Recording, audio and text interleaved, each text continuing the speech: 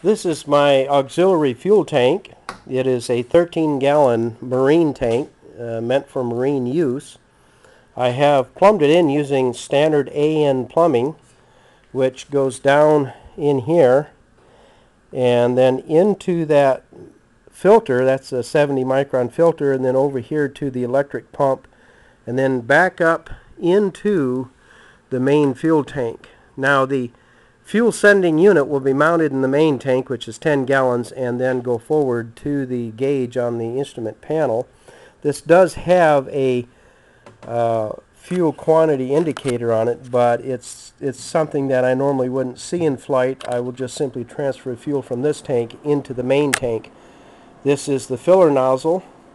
There will be a platform coming over here and then down just in front of it, which will act as a bracket to hold it in place, along with giving me a shelf to put more camping gear on. I do have this area down here which will hold a backpack and of course tools.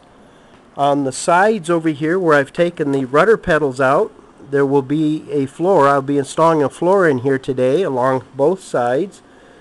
This will give me additional storage space here, as well as having pockets in this right hand side for maps and charts and stuff like that.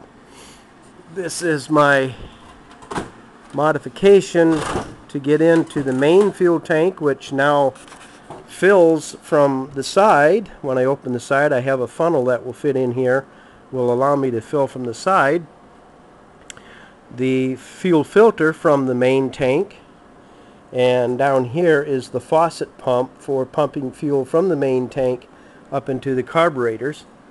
Here is the AC voltage. It takes the voltage from AC voltage from the lighting coil, converts it to DC, and then charges up the battery up front in the nose. So this will allow me for maintenance and access and refueling operations. Still have to get my propeller mounted. Still working on getting the right size propeller bolts and getting the propeller bolted up and ready to run the aircraft. I have installed an elevator trim cable. The handle's on the left side of the cockpit up front, and this is basically the cable here, if I can get it in the camera. Standard Bowden cable. Trim tab will come off the end of the elevator and will be actuated by this cable. So again, standard cable operated elevator trim.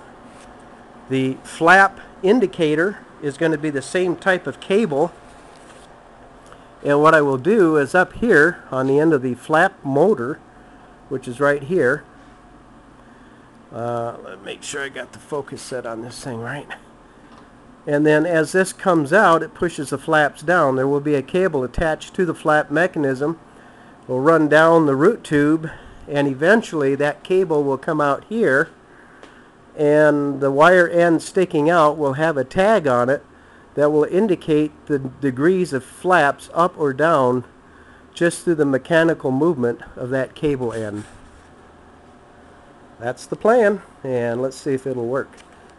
Hope you enjoy these videos, and glad to be back at work again after about a 2 or 3 week absence.